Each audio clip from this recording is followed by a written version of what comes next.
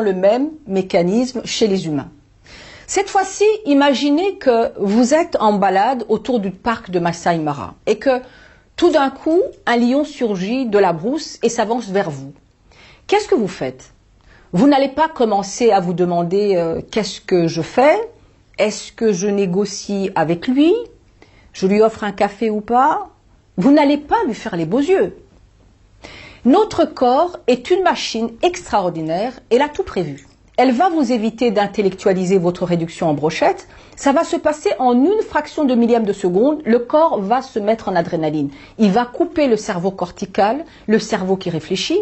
C'est la partie du cerveau qui est le siège du raisonnement, de la logique et du langage. Cette partie, il faut la couper, il faut la fermer pour ne pas perdre du temps à réfléchir. Ensuite, il va se connecter instantanément au cerveau limbique qui est le siège de la mémoire et des comportements instinctifs. C'est là où sont inscrites toutes les réactions d'alarme du stress et les actions coordonnées de fuite et de riposte utiles à notre survie. De là est donné l'ordre de fuir et il nous faut les super pouvoirs. Exactement comme ce qui se passe chez la gazelle, les mêmes réactions s'enchaînent chez l'homme. La respiration, les battements du cœur et la pression artérielle augmentent. L'adrénaline va envoyer une force surnaturelle dans les bras et dans les jambes pour nous permettre de courir ou, si nécessaire, de monter à l'arbre. Toutes les fonctions qui ne sont pas nécessaires à cette fuite sont coupées. Vous n'allez pas digérer en train de fuir, ni vous battre contre les petites bactéries ou autres virus. Tout est fermé. Le système digestif, le système immunitaire, la croissance, mais aussi la réparation cellulaire. Et si le bazar dure plus longtemps, le corps aura besoin d'un afflux massif d'énergie pour continuer à stimuler les muscles. Là, c'est le cortisol qui entre dans la partie. Il fournit cette énergie en déversant du sucre et du sucre encore et encore dans la circulation sanguine. Pour y arriver, en fait, le corps va se transformer en une machine à décomposer les réserves. En d'autres termes, le cortisol va attaquer les muscles pour les transformer en sucre. Il va ensuite bloquer l'insuline pour l'empêcher de le stocker et ainsi s'assurer d'avoir en permanence une quantité suffisante de sucre mobilisable rapidement en fonction des besoins. Pendant ces quelques secondes de fuite, le corps ne fonctionne plus normalement.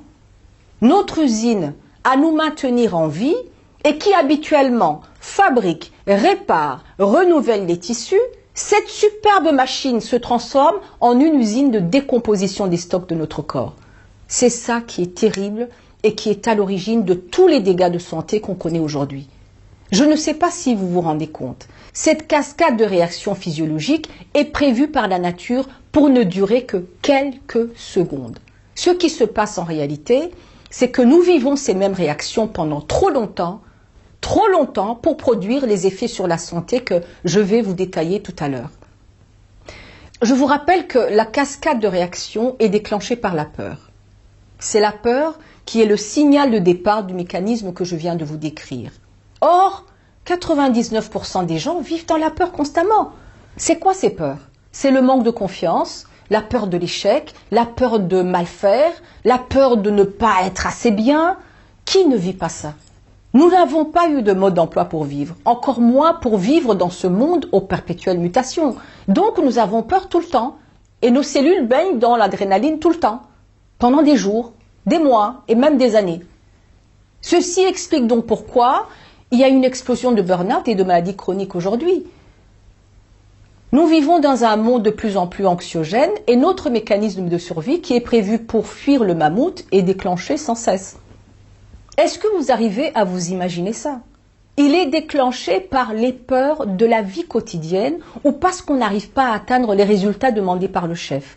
Les séquences que je viens de vous décrire se mettent en route exactement de la même manière que chez la gazelle qui fuit le lion. Ceci explique donc pourquoi vous êtes épuisé si vous vivez dans la peur. L'hypertension induite par l'adrénaline est à l'origine des crises cardiaques et des AVC que nous voyons de plus en plus autour de nous. Si aujourd'hui vous avez des problèmes de diabète de type 2, alors que vous avez une alimentation plus ou moins normale, ne cherchez pas ailleurs, le cortisol produit trop de sucre et l'insuline est bloquée. Si vous avez une obésité localisée, c'est-à-dire si vous avez un petit ventre gros et gras typique du stress, Comprenez que c'est parce que la ceinture abdominale devient le magasin de stockage et de déstockage d'une énergie pour le cortisol. C'est une solution pratique parce que le cortisol est sécrété par les glandes surrénales situées au-dessus des reins. C'est juste à côté du ventre, donc le cortisol y a accès plus rapidement. Si vous avez des problèmes comme l'asthme, l'eczéma, le psoriasis ou que vous avez des allergies, des grippes et des bronchites à répétition, c'est parce que le système immunitaire est fermé. Et si le système immunitaire ne fait pas son travail pendant longtemps, le risque de faire un cancer est très élevé. Ça explique aussi pourquoi vous avez des problèmes intestinaux, des ulcères d'estomac, c'est parce que le système digestif est fermé et que la réparation cellulaire est désactivée. Ce n'est pas tout. En état de stress chronique, vous vieillissez à vue d'œil, vous avez des cernes, les cheveux tombent, les dessous de bras pendent en chaussettes parce que le corps est en mode catabolisme, c'est-à-dire en mode destruction des tissus musculaires. Et vous comprenez aussi pourquoi vous devenez stupide au point de ne pas pouvoir travailler sur vos dossiers. Comme on l'a vu tout à l'heure, la partie du cerveau qui est chargée de réfléchir et d'agencer vos connaissances pour résoudre des problèmes, cette partie du cerveau qui est chargée de décider rationnellement et de faire des choix, cette partie est fermée. C'est fou, non? Ça veut dire en d'autres termes que vous vous levez le matin et vous allez au travail comme un zombie, déconnecté de votre intelligence et de votre capacité à faire des choix, ce qui pourrait expliquer la perte de bon sens qui caractérise l'homme moderne d'aujourd'hui. Cette dernière conséquence mérite qu'on s'y attarde parce qu'elle est à l'origine de notre perte de contrôle professionnel. On le verra en détail dans la deuxième vidéo, dans laquelle je vais vous parler de l'erreur fatale que commettent tous les gens stressés et qui les conduit lentement mais sûrement au burn-out et parfois au suicide. Maintenant, que pensez-vous de ce que vous venez d'entendre? Moi, le jour où j'ai appris ça, j'ai d'abord été choquée. Et puis, ça a été un soulagement parce que j'ai enfin mis des mots sur toutes mes misères de manque de confiance. J'ai aussi compris l'origine de ma maladie auto-immune et de mon cancer que je n'arrivais pas à m'expliquer. En fait, je ne savais pas que pendant des années, le circuit des fonctions de mon corps était hors service et que mon cerveau qui réfléchit était débranché. Tout ça à cause des peurs que je traînais depuis mon enfance. Mais je vous entends me dire, mais c'est impossible cette histoire. C'est vrai, c'est invraisemblable. C'est justement ça le problème parce que 99% des gens n'ont pas conscience que le stress, c'est ce que je viens de vous décrire. Si on en était conscient, on ne dirait pas aussi banalement et sur un ton d'exploit et de fierté « Chérie, je viens de passer une semaine de dingue, mais stressée comme ce n'est pas permis. » Ce qui voudrait dire « Chérie, je suis en train de me suicider. » Si on était conscient, la médecine ne serait pas ce qu'elle est aujourd'hui. On ne gaverait pas les gens de médicaments à vie contre le diabète, l'eczéma ou l'asthme. En tant que pharmacienne, je peux vous dire que ça n'a pas de sens de prescrire un Malox ou de couper une partie des intestins sans avoir mesuré le taux de cortisol dans le sang. La meilleure façon de traiter ces maladies, c'est combattre le stress qui est à l'origine. Comment savoir si vous vivez en adrénaline professionnellement? J'ai créé un test de susceptibilité au burn-out. Si vous ne l'avez pas fait, je vous invite à aller sur la page d'accueil de mon site. Vous allez le trouver et faites-le. Nous ne sommes pas tous égaux devant le stress. Il y a des gens qui s'en sortent bien et d'autres qui rament depuis toujours. Ça a été mon cas. Mon indice d'insécurité était de 7. C'est-à-dire le maximum. Ce test vous donne votre indice d'insécurité. Si l'indice est supérieur à 4, c'est que vous êtes régulièrement en adrénaline, c'est que vous êtes en mode catabolisme et c'est un signe que vous pouvez faire un burn-out. Nous vivons presque tous dans des états de peur inconscients, surtout dans l'environnement du travail, donc nous vivons en adrénaline en permanence.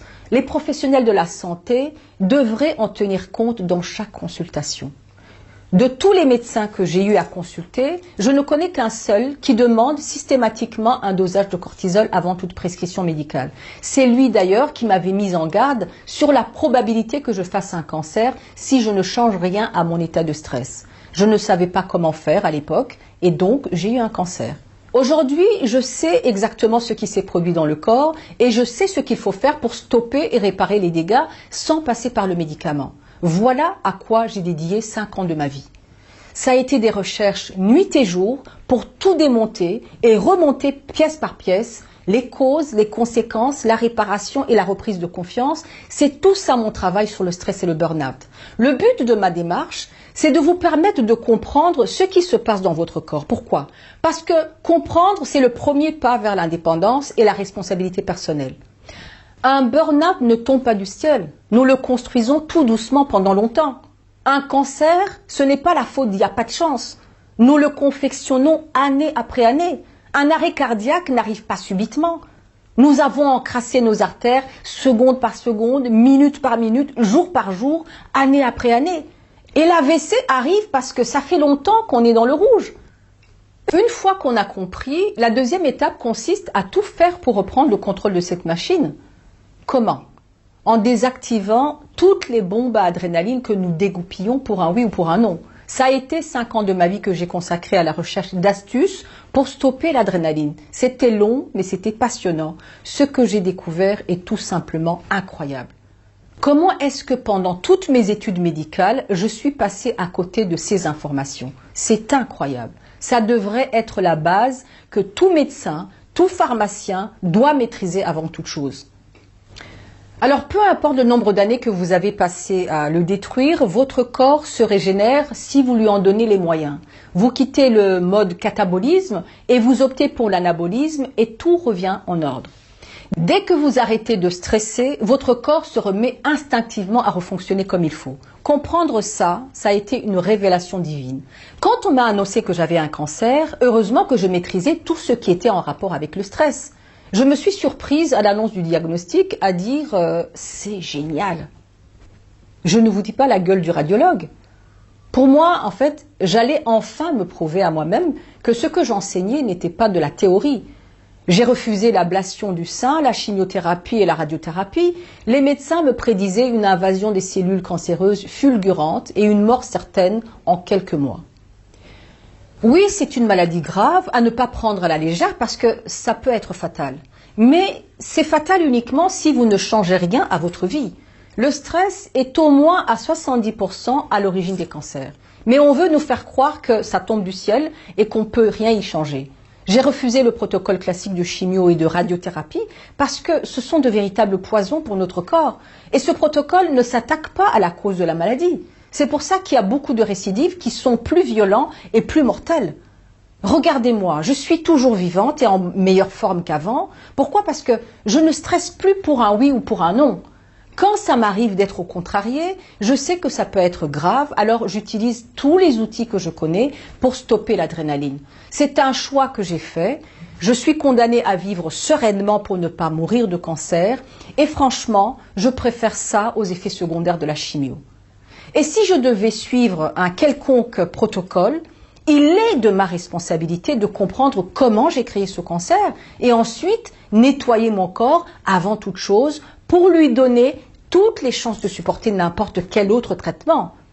Un corps affaibli par le stress ne peut pas supporter le protocole comme il est proposé. Et ce qu'on appelle des rémissions, ce ne sont que des bombes à retardement qui explosent quelques années plus tard avec une violence multipliée par 100. Mais ça, c'est un autre sujet. Je n'ai pas encore suffisamment de recul et de preuves scientifiques pour en faire un sujet grand public. C'est une affaire à suivre. Revenons au stress et au burn-out. Comment un mécanisme qui est censé nous protéger est devenu une arme d'autodestruction massive? Comment?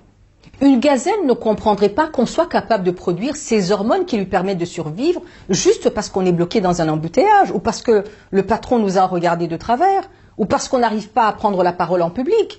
Elle ne pourrait pas comprendre qu'on puisse fabriquer un cancer, un diabète ou un AVC à cause du travail. Avouez que ça n'a pas de sens. Ce mécanisme de survie est devenu mortel uniquement chez les animaux intelligents. Chez la gazelle, le mécanisme s'enclenche pour fuir un prédateur et quand le danger s'écarte, la production d'hormones stoppe pour revenir à la normale. Mais chez les humains et nos ancêtres les primates, ça ne se passe pas comme ça. Voici pourquoi. En observant les babouins dans le parc de Masai Mara, le neurobiologiste américain s'est rendu compte que ce qui stressait les babouins, ce n'était pas la crainte des prédateurs, parce que le groupe qui suivait était dans une réserve protégée. Les babouins avaient 3 heures dans la journée pour aller à la recherche de la nourriture et tout le reste du temps, c'est-à-dire 9 heures, c'est du temps libre qu'ils avaient, qu'ils utilisaient pour se créer des misères. Ils se stressaient entre eux par des jeux de pouvoir inventés par leur propre espèce pour se rendre la vie difficile. Le chercheur avouera d'ailleurs qu'il avait fini par les détester à cause de leur comportement. C'est d'après lui le parfait modèle pour les maladies liées au stress de notre civilisation moderne. En fait, ce qui déclenche les hormones du stress chez nous, ce n'est plus une question de vie ou de mort, comme celle de nos ancêtres qui affrontaient le mammouth, c'est le commentaire ou le regard de notre patron qui n'est pas content de notre travail, c'est la peur d'être ridicule devant ses collègues, c'est la peur d'être rejeté par la société, etc., etc. Ce phénomène de stress induit par des comportements sociaux et psychologiques existe chez les singes et chez les humains parce qu'ils sont dotés d'intelligence qui leur permet de fabriquer des règles et des jeux de pouvoir mortels pour leur espèce. Et ce que le neurobiologiste va découvrir par la suite est encore plus intéressant. Qui est stressé dans le groupe des babouins? Pas tous. Les mâles CEO, comme ils les appellent, ou mâles dominants, avaient très peu d'hormones de stress dans le sang, alors que les petits babouins, c'est-à-dire les subordonnés, avaient des taux très élevés. Il a donc découvert que le stress, chez les babouins, est une affaire de hiérarchie. Les mâles dominants menaient la vie dure aux petits babouins en les harcelant, en les battant ou en les terrorisant. C'est pour ça que les babouins subordonnés avaient plus d'hormones de stress et avaient une santé détériorée. Ils avaient l'hypertension, le système immunitaire qui ne marche pas, le système de reproduction bloqué. Et chose intéressante, la chimie du cerveau ressemblait à celle des gens déprimés. Mais qu'en est-il chez les humains? Est-ce que le lien entre le stress et hiérarchie peut servir de modèle?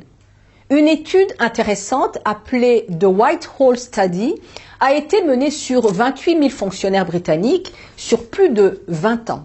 L'étude s'est faite sur une population ayant un travail stable et ne travaillant pas en usine.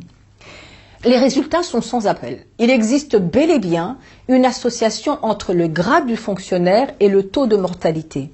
On a appelé ça le syndrome du statut. Le taux de mortalité dans les rangs inférieurs était dû à l'obésité, l'hypertension, les maladies cardiovasculaires, le manque de sommeil, exactement ce qui se passe dans l'étude avec les babouins. Cette étude donc suggère que l'origine du stress et les conséquences sur la santé est due au rapport entre le haut de la hiérarchie et les employés de rang inférieur. En clair, elle montre que les employés de rang inférieur ont peur des patrons et que c'est ça qui provoque toutes les maladies liées au stress. Ici, c'est clairement le style de management qui est mis en cause. Beaucoup d'études tendent à aller dans ce sens et les entreprises commencent timidement à en tenir compte. En tout cas, pour ma part, c'est devenu une grande part de mon activité en entreprise quand je coach les dirigeants. Je leur fais comprendre que la performance et la productivité est en étroite liaison avec leur façon de diriger. S'ils veulent obtenir de bons résultats, ils doivent éviter de stresser le personnel. Ils doivent créer un environnement dans lequel les employés se sentent en sécurité parce que c'est ça qui favorise la créativité. Une personne en adrénaline ne produit rien. Quand il n'est pas absent parce qu'il est épuisé, il est présent mais sa tête est ailleurs. C'est ce qu'on appelle le présentéisme.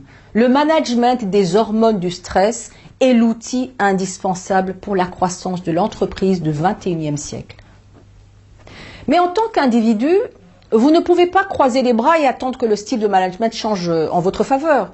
Ce que vous devez faire, c'est acquérir des outils et des connaissances qui vous permettent d'être maître de votre sérénité et de votre performance dans n'importe quel environnement du travail. En fait, ce n'est pas au monde de changer, mais c'est à vous de vous adapter au changement par un travail permanent sur vous.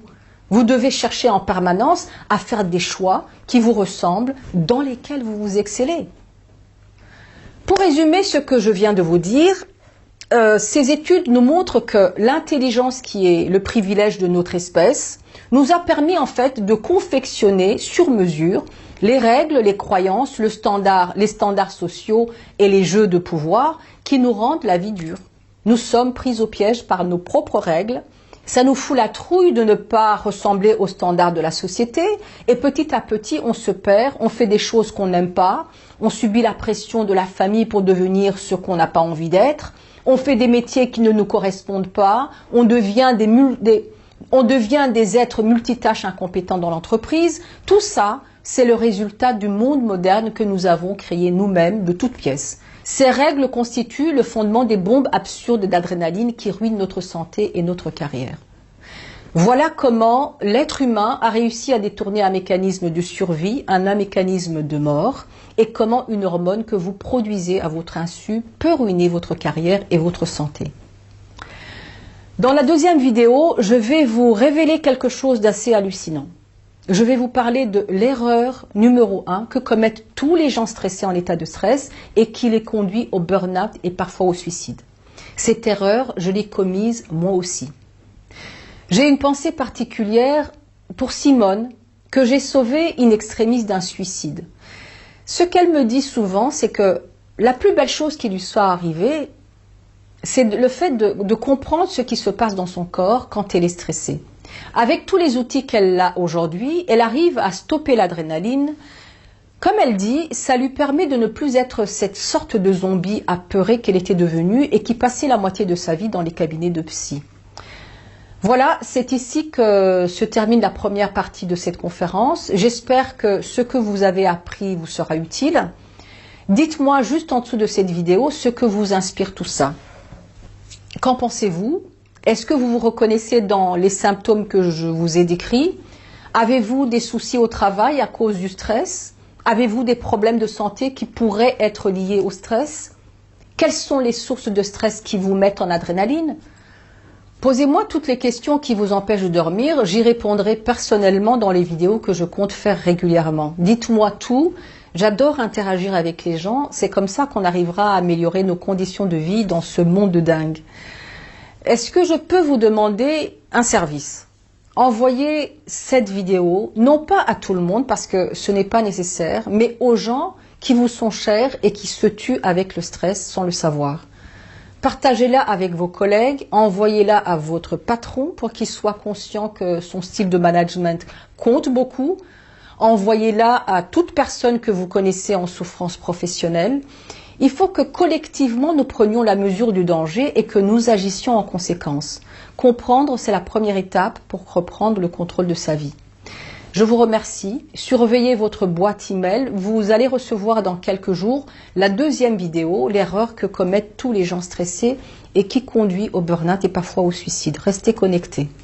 Avant de nous quitter, laissez-moi votre commentaire et partagez la vidéo.